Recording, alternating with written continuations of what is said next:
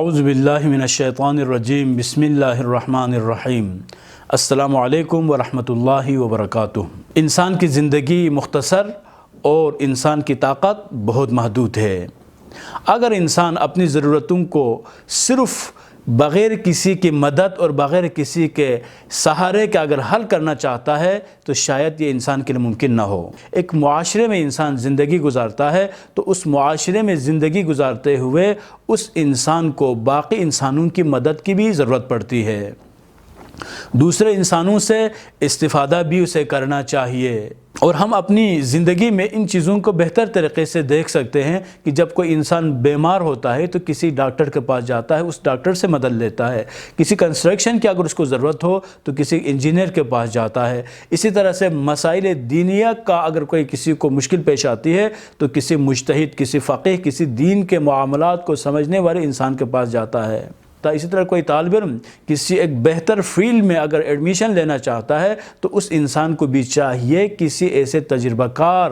ماہر تعلیم کے پاس جائیں اور وہاں سے وہ ایڈوائس حاصل کرے، وہاں سے گائیڈنس اور کونسلنگ لے لیں تاکہ وہ اپنی زندگی کو ناکام زندگی نہ گزار سکیں، ایک کامیاب زندگی اس کو گزارنے کے لیے ملے۔ اور ہم اپنی زندگی میں بہت سارے ایسے افراد کو جانتے ہیں، ایسے بہت سارے افراد کو دیکھتے ہیں کہ جو بہتر زندگی کے لیے ماہرین کی طرف رجوع کرتے ہیں، مخلص افراد کی طرف مراجعہ کرتے ہیں، لیکن بدقسمتی سے کہ وہ اپنے ذہن میں ایک مقصد لے کے جاتے ہیں کہ وہ مقصد کیا ہوتا ہے، خود اس کی اپنی ایک پلاننگ ہوتی ہے۔ وہ اس سوچ کے ساتھ دوسروں کے پاس جاتا ہے کہ دوسرا جو گائیڈنس اور کونسلنگ جو پرووائڈ کرنے والا ہے شاید اس کے مقصد سے ہم آہنگ، اسی مقصد کے مطابق ہی اسے وہ نصیحت کرے گا، اس کے مطابق ہی اس کی رہنمائی کرے گا۔ لیکن جب وہ ماہر اس انسان کو ایسی چیزوں کے بارے میں خبر دینا شروع کر دیتا ہے یا اس کے فیوچر کے بارے میں ایسی گائیڈنس وہ پرووائڈ کرنا شروع کر دیتا ہے کہ جو اس کے اپنے ذہن میں پہلے سے پری پلان جو مقاصد ہے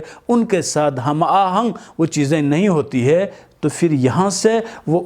اس ناصح کی نصیحتوں پر عمل کرنے کے بجائے اس کی مخالفت کرنا شروع کر دیتا ہے، اور پہلے جاتے وقت اس نے جو آئیڈیا اس کے بارے میں کریٹ کیا ہوا تھا اب واپسی پر وہ اپنے ذہن میں اس کے بارے میں بدگمانی کرنا شروع کر دیتا ہے، پتہ نہیں اس نے یہ باتیں صحیح کی ہے یا نہیں کی ہے۔ تو اس کے نتیجے میں اس انسان کی جو زندگی ہے وہ زندگی اچھائی کی طرف بڑھنے کے بجائے، اس زندگی میں بہتری آنے کے بجائے وہ زندگی ڈکلائننگ کا شکار ہو جاتی ہے، اور کامیابیاں حاصل کرنے کے بجائے وہ ناکامی کی طرف بڑھنا شروع ہو جاتا ہے۔ اور جس وقت اسے شعور آتا ہے، جس وقت وہ اس چیز کو درک کرنا شروع کر دیتا ہے کہ پہلے میں نے جس سے نصیحت حاصل کی تھی یا جس نے مجھے نصیحت کی تھی اس کی نصیحت تو بہت اچھی تھی، لیکن عمل نہ کرنے کی وجہ سے بہت وقت گزر چکا ہوتا ہے،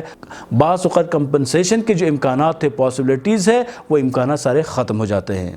تو عزیزان محترم، جب بھی کسی ماہر کے پاس اگر آپ مشورہ لینے کے لیے جاتے ہیں، جب بھی کسی اچھے انسان سے آپ رائے لینے کے لیے نصیحت حاصل کرنے کے لیے جاتے ہیں تو کبھی بھی اس کے بارے میں بدگمانی نہ کریں، بلکہ ان کی نصیحتوں سے درس حاصل کریں، ان کی نصیحتوں سے اپنی زندگی کو بنانے کی کوشش کریں، کیونکہ انسان کے پاس اتنا وقت بھی نہیں ہے، اتنی اس کے پاس زندگی بھی نہیں ہوتی کہ زندگی کے ہر مرحلے میں، ہر مشکل میں وہ اپنی رائے پر ہی عمل کرنا شروع کریں۔ سوائے معصومین علیہ السلام کے باقی عام انسانوں کے لیے دوسروں کے تجربات سے درس حاصل کیے بغیر زندگی گزارنا ممکن نہیں ہے۔ اسی لیے امیر المومنین حضرت علی بن ابی طالب علیہ آلاف التحیۃ والسلام ارشاد فرماتے ہیں، مہربان، باخبر اور تجربہ کار نصیحت کرنے والے کی مخالفت کا نتیجہ وہ انجام حسرت اور ندامت ہے۔ یہاں پر مولا امیر المومنین علیہ السلام کے اس فرمان کی روشنی میں ہم آخر میں یہی میسیج دیں گے،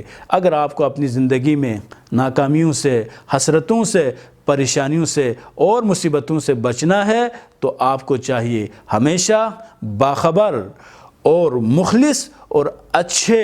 رہنماؤں کی طرف آپ مراجعہ کریں، ان سے مشورہ لے لیں، ان سے آپ نصیحت حاصل کریں، تو ہو سکتا ہے کہ آپ کے 10 سالوں کے جو مسائل ہے، جس منزل کی طرف بڑھنے کے لیے آپ کو 10 سالیں اگر درکار ہوں تو وہ واعظ، وہ نصیحت کرنے والا آپ کی اس طرح سے رہنمائی کرے کہ آپ کے 10 سال بچائیں۔ والسلام علیکم ورحمۃ اللہ وبرکاتہ۔